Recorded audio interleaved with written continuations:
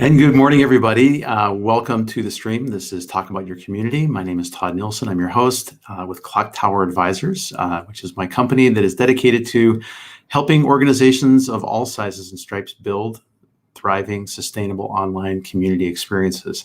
And I especially like the interchange between the offline and the online world and those hybrid experiences, which are a lot stronger with each other together. So with that said, I'm really glad you're here. If you're here for the first time, please give a shout out in the comments. Would love to hear from you and to know a little bit more about what brings you here. We usually try to have a great variety of guests come in. I know on our Monday stream, we had my friend and coworker, Jeff Soxie, come in and talk a little bit about building community engagement at the local level through running festivals and what the online elements of that look like.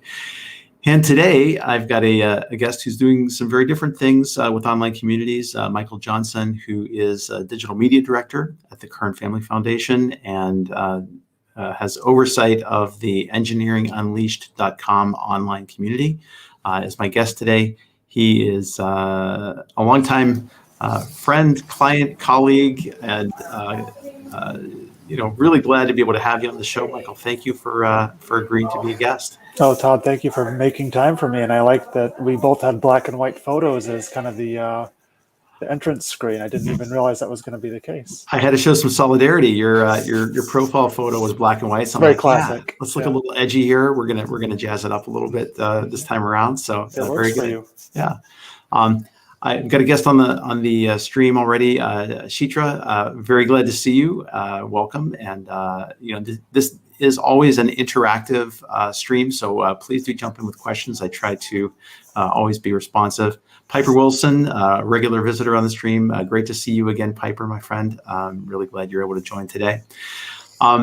So the topic today is really thinking about communities of practice, and specifically the one that you've been the champion of, which is Engineering Unleashed. And full disclosure, you're a client of mine. We've worked together now for years to build this community. I think it's now become this joint effort and passion project for us both. But you want to briefly describe sort of what Engineering Unleashed is and how you got involved with it in the first place? Sure. Engineering Unleashed is a community for engineering faculty and staff, primarily across the U.S., although we do have some international people. But really, we decided to build this online community as a home for this entrepreneurial mindset movement within engineering education. And it's been around for several years now. Fits and starts before I got to the Kern Family Foundation about 7 years ago.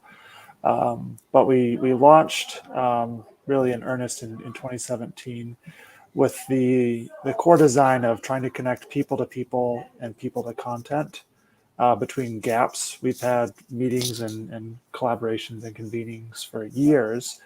And we saw people really jazzed up when they'd get together, but then there would be this lull, as well as people just trying to find out what others were doing, which was honestly housed in a server in our basement before we had the Engineering Unleashed online community. So we decided to take this effort on and build this out for our faculty champions.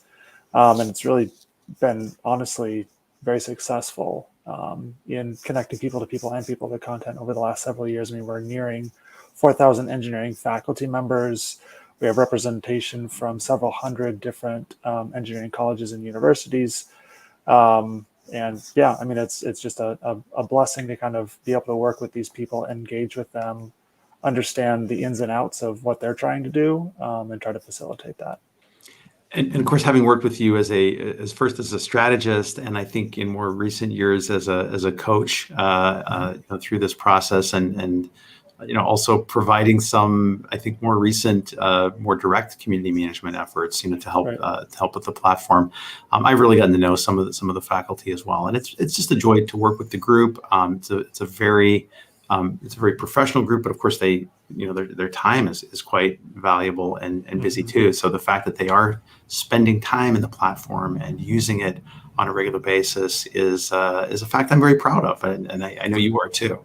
Absolutely. Yeah. I mean, it's great to see even just the different modes that they want to engage in, whether it's, they want to consume what others have produced and or produce things for others to use in the community. There's space for both things. Absolutely. Now, one of the things that blew my mind when we first started working together on this was this is not a out of the box community platform. It was built. This is one of those rare examples of a bespoke online community. And you guys have had many discussions about this over the years. And I will say, I generally don't recommend that. But you guys are the one shining example of a community that has worked to be able to build it and run it and be successful at it over time. And it just doesn't happen out there for the most part. Yeah, I mean, it's interesting looking back and just seeing kind of the zigzag of how we got to where we got to several years ago when we launched Engineering Unleashed. So there were several versions of online sharing repositories that didn't work for a variety of reasons. And as we looked at the landscape, looked at what was available, and looked at what we really wanted to do, there wasn't a good fit. And so we did go with a custom solution, and it's had its challenges, but I think it was the right call given what we've been able to do. Yeah, I mean, it's definitely had its ups and downs. So does every community platform that's out there. And we've now, I think we did a re-platform back in around 2020, I think, or yeah, it's been just over a year that we were. Yes. So everything's been kind of rebuilt and set up. So Piper Wilson asks, what is a bespoke community, please? I've heard that phrase before, but I don't know what it actually means. You want to speak to that, Michael? I mean, it's something that's not off the shelf, that we basically had to do all of the thinking around the design principles and then the implementation. And then now we're responsible for basically the care, feeding, maintenance of the platform. Yeah, so it's not an out of the box. It's not a Salesforce or Chorus or Mighty Networks or Disciple or any of those guys. It is its own beast, and you guys manage the software overhead for it. You've got some outside partners that help with some of the development work, and you've made it work over the years. To your credit, I think it's been powerful. And I think one of the reasons why you guys did that is because there's a very unique element to the Engineering Unleashed platform. That's something called cards. Do you want to talk about that a little bit? Yeah, so cards are flexible containers for content. They allow faculty to share resources as well as consume the resources that others are sharing. The reason we called them cards in the first place was we had a lot of focus groups. We brought faculty together from all over the country, and there was a lot of different names that people were using. And it was very hard to actually agree on any one term that had meaning within the educational space. And so we wanted to use something that conveyed kind of what it was that people were able to do, but it didn't have all of the baggage. And so we landed on cards, which are, again, just flexible containers for content. They allow people to share information, upload resources, links. So a card itself can contain as many files as a faculty member wants to share, and or links to different resources so that others can learn from what they're doing, apply it in their space, adapt, adopt, and really take kind of this entrepreneurially minded learning approach that we're working with faculty to do, learn from the best practices that are out there, and then create kind of their own path forward. It's really an incredibly robust element to the community. And I mean, it is the center of interaction, probably more so than the forums, which are somewhat active and more active at some times of the year, like when you have your annual conference. But the cards themselves are just, as you said, like they're a powerful container for including lesson plans, whether an individual lesson or like a semester's worth or like a unit's worth of curricula. And I see such high engagement from the engineering faculty around these, the creation of them, and in thinking about sort of like what's in it for them around it. I mean, they're a source for professional development over time. Yeah, and I mean, it really is an opportunity that allows them to also share kind of works in progress publications.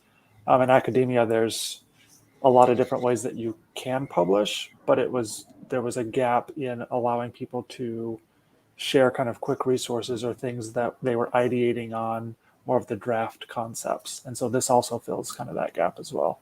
Mhm, mhm. So platforms has certainly been one area of Engineering Unleashed, which has been interesting and had a really terrific journey story to talk about over time. A couple of the other elements I'd love to be able to talk about today in the short time that we have would be things like tracking success over time, because now the platform has been around for over 5 years. It's been through various iterations. You've had to continue to update and track the metrics, not just the health metrics for the communities, but what are the major business objectives that it's trying to reach. And then would also like to talk a little bit about our ambassador program, the community catalysts, because that's another really core part of what Engineering Unleashed has, and I think one of its real strengths as well. Yeah, and we've used a variety of different metrics over the last several years to get at system health. I mean, we've deployed the sense of community survey, and we've kind of used that as, well, where are we from a maturity perspective? And over the last 6-8 months, we've been driving towards what I'm calling an engagement scale. As I've had conversations with our leadership and as I've looked at the way that the community is engaging, it's not a binary producer consumer, but people kind of engage on a scale where they'll log in and they'll want to consume things, which is a different modality than I want to log in and I want to share or produce things. But there needs to be space for both of those things as we're measuring the success of the community. And so that's actually one of the initiatives we're building out right now, is being able to track based off of this scale of producing and consuming and where people kind of fit and land, and then taking kind of micro steps in between if we want to allow people to have an opportunity to engage at a deeper level without saying, okay, you're consuming, now you must produce. There's likely some other things that people are going to want to do along the journey to get to that producer modality, as well as the producers may want to also consume that spectrum. So that's one of the big measurement initiatives that we're working on right now, of just trying to say there needs to be space in the community for lurkers, there needs to be space in the community for producers, and we need to see kind of who's fitting in that. And I think it's a sign of maturity, looking at and re-looking at, those metrics over time, not just accepting them as they are, because I think we started out, with some, pretty commonly held sorts of metrics. Are we seeing organic posts, original contributions? We were counting card creations and things like that. And we're trying to get to more high quality indicators at this point too. But I also really like that the way you described it, you're not talking about engagement in the community as a linear journey, that it's something that can be quite recursive. A strong producer may go back to just being a lurker for a good while and then become a producer again at some point, or maybe maybe they are just a commenter at some point. And those modalities, I like the term that you used there. I think it's a great one. Are things that will flux and flow for individuals over time. Yeah, and I mean, it goes back to one of the beauties of us doing kind of the Bespoke platform was that we did a lot of platform research on the front end of this. And really what we're trying to do is build out what's called a multi-sided platform, where it allows consumers and producers to do switching. And that's really at the core of what we're trying to measure right now and what we're trying to make room for. Mm-hmm. I think another one of the strengths of the platform has been that the online community didn't exist first. That it was built from the Keen Entrepreneurial Engineering Network, Keen, and that's a group of faculty that was meeting live. I think there were various sorts of workshopping groups and accountability groups and professional development groups, and then of course an annual conference that you guys ran for a long time. How did it go? Sort of the journey. Of course, I know it because I was with you, but maybe share with our listeners that journey from getting people in the online realm into, or in the offline realm into the online realm. Yeah, so the Keen, the network of colleges and universities, right now is about 50. When we launched this, it was 20 something colleges and universities across the country. And it's been around for, since like 2004. So there's a long history of this network existing before we had this online space, which was a huge asset, because they were able to understand kind of what they were wanting. They were requesting a lot of things, from sharing content, being able to connect with peers, all of those types of things. As well as they were a good sounding board to say, will this work? Will this not work? What types of things should we make sure are built into the system? And there was just this pent up demand, because I think I mentioned that there was a couple of fits and starts to having some sort of online space for them, and it didn't work. And then finally we got it to work. And so they've been pretty happy about that. But there was a little bit of, change management, obviously, with the way that things had been done versus now we have this other tool, and how does this fit into the face-to-face types of interactions? Because we weren't trying to replace the face-to-face, but we had to supplement it. Augmentation, right? Yeah, not Right. replacement. Yeah, and I think that's the sweet spot, for online communities, that they're never a replacement for the face-to-face. They really kind of strengthen that experience. If you have no choice to be virtual, that's okay. But Right. I think the way that the network has been set up is that those two things go hand in hand over time, being in person and getting there. My sense is that one of the strengths of the platform, and continuing to make sure that it is an active and vibrant place to be, is you've got a really strong ambassador program with a very specific name. Community Catalysts, or Comcats. Yeah. Yes. Yeah, I still want to do a logo with a cat on it, but I don't know if your engineering faculty would go for that. It's kind of like the Thundercats. Yeah. Right. Yeah, that's been very successful, and it's been just because of the people, honestly.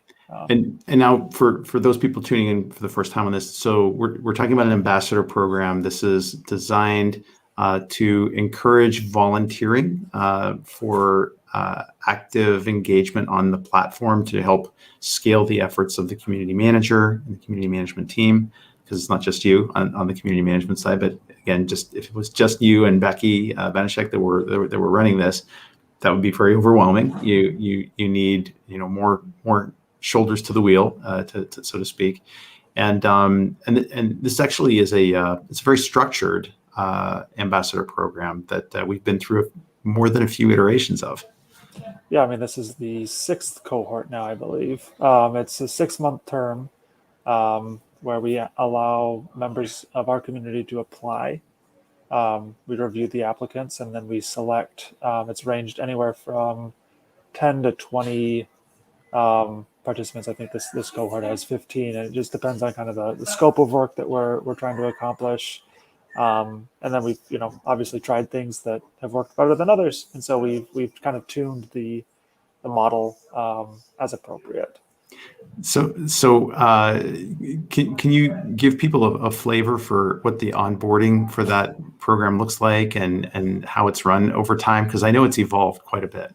Yeah, so the first several cohorts were pre-COVID, so we were able to bring people out to the Kern Family Foundation. We did an intensive 2 days of kind of team building, training, best practices within online communities. You've been able to participate in those things, thankfully, because what we found with our research was that engineering faculty aren't native social media users, and so there's a lot of norms and ways that people can engage in online discussions that they just don't know. And so Mhm. we had to kind of do some level setting there, as well as level setting within, okay, this is the way the community is structured. Here are the things that are in, here are the things that are out.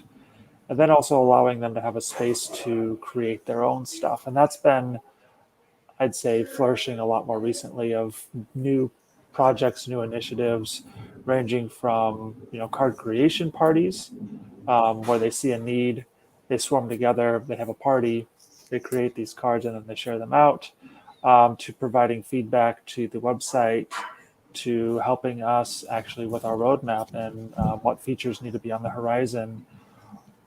Maybe some that we thought were on the horizon shouldn't be, and just kind of testing assumptions, as well as doing kind of user testing. Mhm. So they've worn a lot of different hats over the So, last couple of years. so I just got a comment. Card creation party. Engineers really know how to party, man. They do. so, They do. so these have been fascinating to see, and I'm always looking for these kinds of inflection points in a community's maturity, because the fact that members of the Comcats came up with this idea for card creation parties and then organized and convened them as an activity in the community, that represents for me a ritual that demonstrates a level of maturity in the community. It means it's been around long enough that they've all gotten comfortable enough with each other. They feel a sense of camaraderie enough that it actually creates a powerful enough bond that they want to come together and co-create something. I mean, that doesn't happen in every community. It's a powerful thing when it does. Yeah, I mean, we're very blessed that we have the people working with us that we do. And I would say the other thing that we're starting to see too is cards are very open ended. I mean, they're built on our entrepreneurial mindset framework, and it's listed on our website if people are interested. But we didn't have a lot of onerous standards, because we just didn't know what we didn't know, and so we wanted to have something that was a little bit more open to allow people to share what they wanted to share. But certainly over the last year, as we've gotten more card content, there's been this desire to create more standardization within the community. And that's been driven in large part by the community catalysts, Mm-hmm. where now they've developed a rubric for reviewing cards. They're proposing some different templates for card creation, and it's kind of exciting to see, the messiness of the initial to where we're kind of ending up, which is a little bit more standardization, so that members can consume more easily and produce more easily. So many good lessons in there. Just the realization that when the community started, the idea of the card as a nascent thing was just, we need a data repository to be able to have these searchable resources for engineering faculty, and recognizing that it didn't need to be perfect to begin with. And we know it wasn't perfect. There were elements that needed to be fixed over time and have been iterated over time. But then it's become this more mature item that's now, I mean, I think the discussions now are about using cards as a means of helping with the tenure and promotion track for engineering instructors at institutions across the country. Yeah, and it's interesting how different institutions and different people are kind of coming at these things kind of simultaneously. So one of the other things that the community catalysts especially have been interested in is making cards more insertable. So packaging things in a very small, concise, adaptable way, so that faculty, depending on the context, can basically take and plug and play. Other institutions right now are also very interested in finding and curating cards that are like this. Mhm. These two groups weren't talking to each other, but they're interested in similar things, and so we're able to kind of start bridging the gap. So it's exciting, this space, and just seeing that people are interested in doing stuff with the thing that we've built for them. Yeah. Michael, is there any element of the community that you'd like to talk about? I know I've been kind of driving the agenda for the conversation here so far, but are there some other pieces that we haven't really touched upon? No, I mean, I think kind of the card centric nature of the community has been the sweet spot, and where we've seen the most engagement. I mean, we have a lot of other different types of features, whether it be groups or forums or other conversation types, but with this community of practice, it really is centered around the content is the artifact that conversations can then either be started or continued by. That's kind of what we've seen. If someone's thinking about starting a community of practice, or if you could talk to the younger version of yourself back in 2017, what advice would you give? Are there some big takeaways for you, looking back on the experience that you would pass along to others? User feedback is invaluable, but you have to have a framework around how you're going to be getting that feedback. If it's too open-ended, you can get a lot of different types of feedback that may just create noise in the system. But if you take that and you don't get enough user feedback, you're typically going to be building towards something that may be a couple of degrees off of what's actually going to get you the best bang for your buck.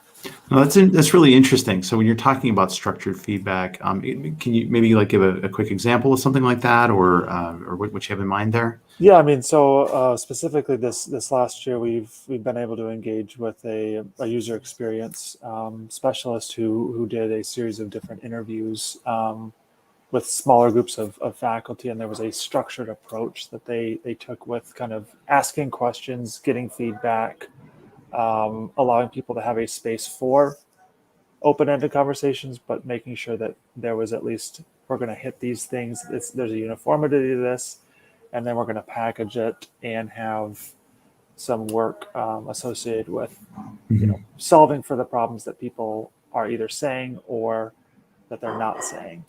And the user experience person that conducted the interviews, when you say that they kept in certain swim lanes, would they look at some on-page elements of the community, or were they talking about sort of like a set of features or the workflow of how things worked, or was it all of the above? It's been all of the above. I mean, Okay. the structured conversations have been more focused in nature. So if it needed to be more open to the community space at large, we've had that, as well as tell me about how you're using this feature to do this thing, or let's talk about how you're consuming this content. And so it can be very open-ended, or it can be very specific.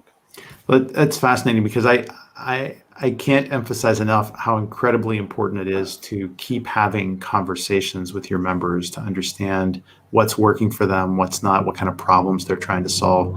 I know that in the early days, I conducted a number of those interviews with you guys of some of the engineering faculty, and there were some really good insights that came out of that. But you can't just put down the pen and say, I'm done interviewing people. At some point, you've got to continue to keep that dialogue going. And so having some kind of community advisory board, or having some focus groups, or having regularly convened groups of members in some fashion to get that feedback is so important. I'm so glad you guys are doing that. I think it's incredible.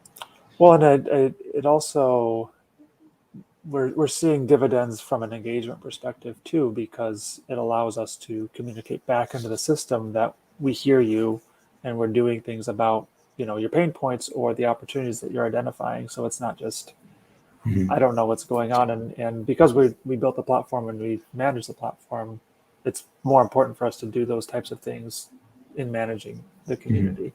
When you guys have done a really good job of communicating back to the members changes that are coming and changes that have arrived, and sort of what to expect and what that's going to look like, and why you're making those changes, based on their feedback, by and large. So no, really, really terrific stuff.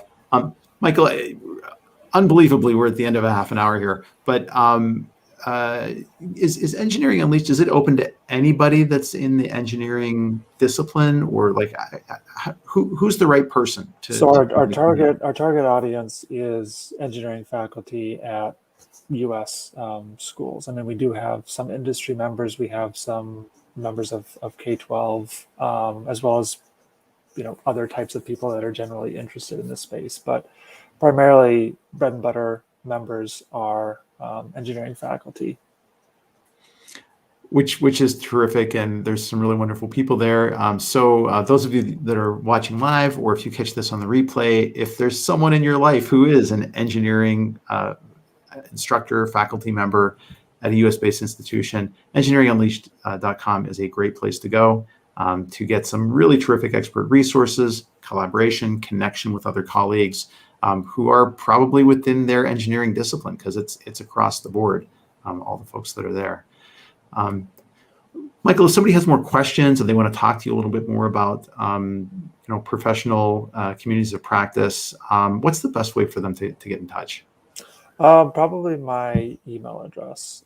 So it's mjohnson@kffdn.org. And in keeping the spammers away from you, I'm not going to put that actually into the text, but somebody can track that, or maybe they can send you also they could also, of course, send you a direct message via LinkedIn too. So that's correct. Yeah. Great. Well, I hope you'll come back and maybe we can do a deeper dive on one of those topics in a future episode. But in the meantime, I'm hoping to have your colleague, Becky Vanishek, on sometime soon. She is a Microsoft MVP and just an all-around delightful person, children's book author, just does a lot of different cool stuff. She makes sure that the site actually works. She does.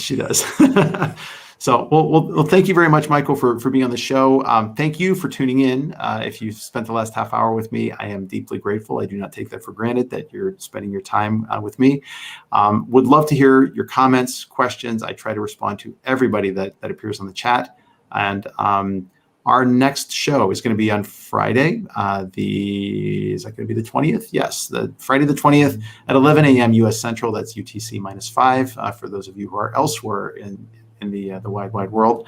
And my guest is going to be Benji Vaughn out of London, who is the founder and CEO of Disciple Media, which is I kind of consider them a mobile first online community platform experience. He's an awesome guy, musician and record producer who turned community platform founder. He's got a really amazing, fascinating story and a terrific product. They are a partner in full disclosure, but I just love what they're doing and wanted to talk a little bit about what their trajectory is as well. So join us then. Thanks for tuning in now. And Michael, thanks once again.